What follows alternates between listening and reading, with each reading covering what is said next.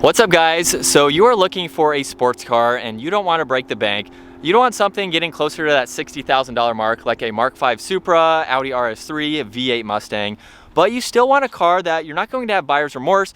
You want something that is going to be affordable and fun, like my Toyota GR86. Now, I also own an Audi R8, so I have experience owning much more expensive and more powerful vehicles, but in something that can cost half as much.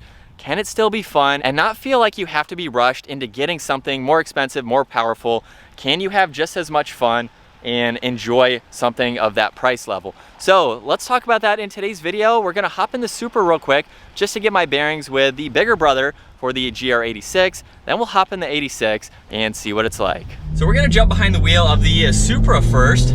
This is a vehicle that costs twice as much, and we're gonna see what it's like to be in a vehicle that costs twice as much as far as its performance, its refinements, and just what it's like to drive.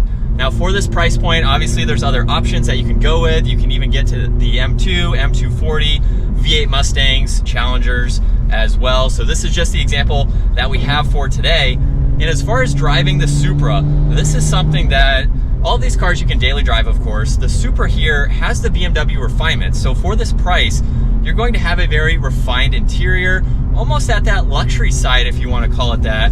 We have a lot of premium tech too. You have the sensors, adaptive suspension, even sport mode too. So you can drive this a few different ways.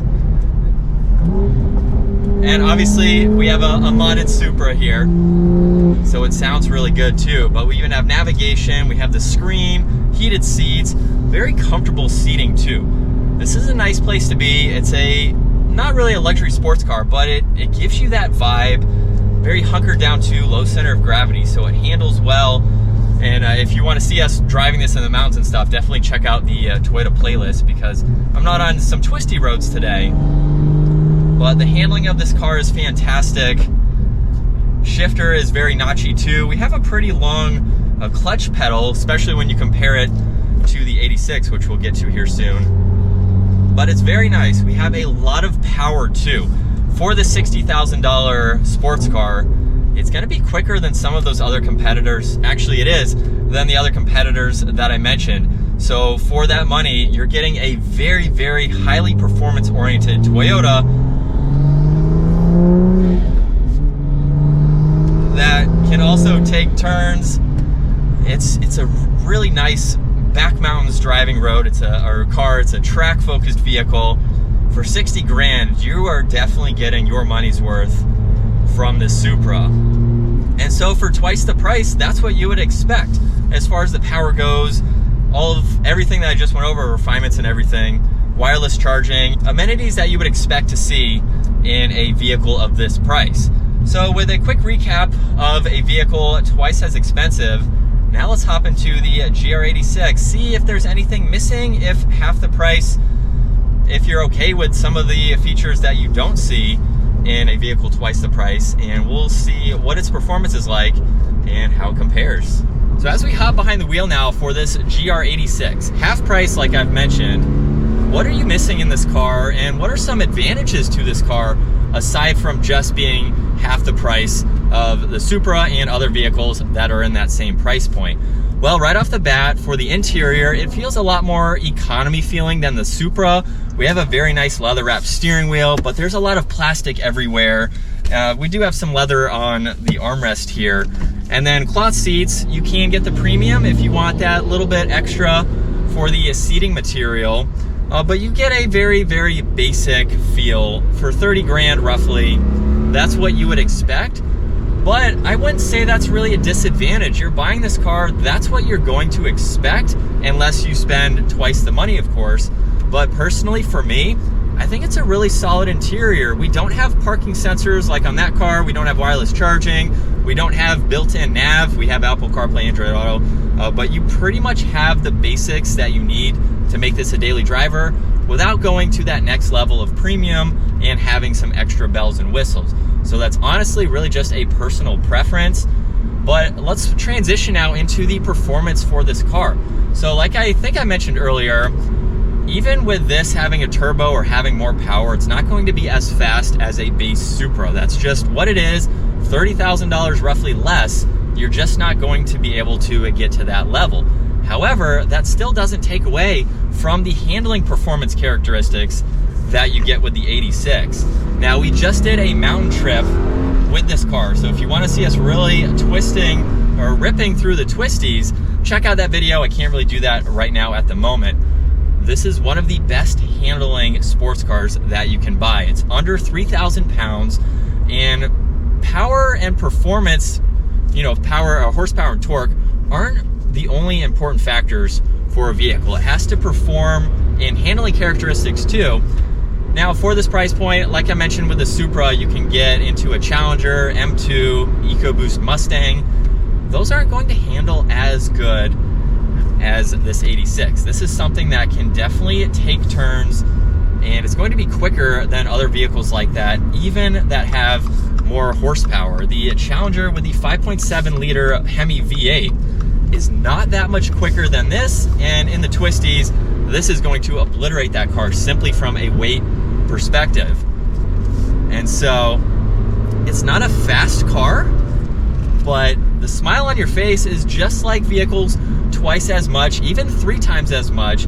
I currently own an Audi R8 with a manual transmission. It's the V8, and now I have a GR86 alongside that car. And honestly, the differences that I see between both of the cars are very minimal, I'll say. The R8 is like the Supra. It's very luxurious on the interior, a little bit older, of course, so it is missing some things. But as far as the driving factor goes, I have just as much fun in this 86 as the Supra, as the R8, as Brian's GTR that he had.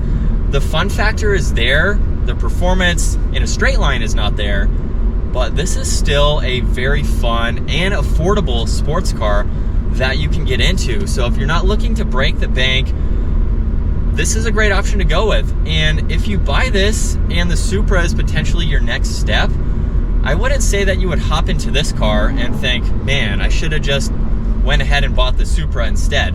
This isn't a car, to me, that I would go out right away and buy a Supra. Now, like I said, I have the R8, so my buying perspective and needs for the car is different. I don't need a Supra since I have the R8. But I don't see quite the need. If you buy this, you won't regret not getting the Supra, but you can also buy this with the intent of getting the Supra at some point if that's something that you want to get into. So the fun factor is there. $30,000 for this sports car is absolutely a bargain. You have a lot of room to do modifications too. So if you don't want to spend 60 grand and then put another 10 grand into it, maybe you want to buy, you could even buy a used FRS. You could get the GT86, you could even get a BRZ. You can get these for cheaper than 30 grand and then still put money into them if modding is something that you want to do. So for a relatively inexpensive cost, you can have a fun car, you can make it sound good, handle even better. We have base brakes on this.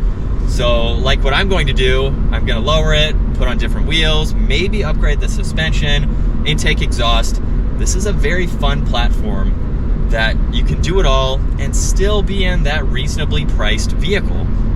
Now in today's market, the average price of a brand new car is getting closer to about $50,000. So I bought this basically brand new for 20 grand less than that. It is crazy to see what you can get in today's market for a 2023, and you can of course still get that manual transmission.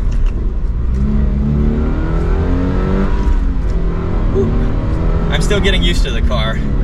But what I love about this car too is that you don't have to worry about necessarily hitting triple-digit speeds. This is a vehicle you can redline to 7,500 and be able to use the entire power of this car. So while it's not as quick or as fast as some other vehicles, you have a lot of usable power, and I really love that about this car because I want to use all of the gears. Now, not to say you can't do that in other cars, but you can utilize the full potential of this vehicle, and it puts a smile on your face. So I don't have any regrets buying this car. If you're buying this with the intent of getting the Supra, I don't think you will have any regrets with it either, because it's that fun of a vehicle. It's also a little bit more practical because you have the back seat space there.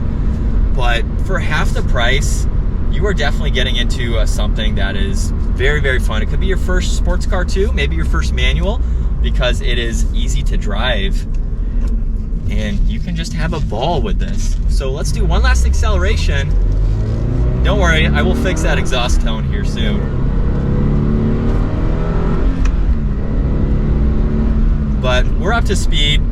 It doesn't have a lot of power, but it's not underpowered either. Toyota did a really good job in their evolution from the FRS to the GR86 and giving it the power and torque that it needs. 0 to 60, 5.5 seconds roughly, maybe closer to 6, which is not slow, but it's certainly faster than a Hemi V8, and it gets up and moves. But that is going to wrap it up for today's video, talking about the Toyota GR86 and what it's like for the price. You're not breaking the bank, and you can have a heck of a lot of fun. But I hope you guys enjoyed today's video. Be sure to subscribe to our channel because I just bought this car, have a lot of plans for it, so stay tuned for the rest of the build for this car, as well as the Supra and our other vehicles and the content that we have on a daily basis. Give it a huge thumbs up. I'll see you guys in the next video.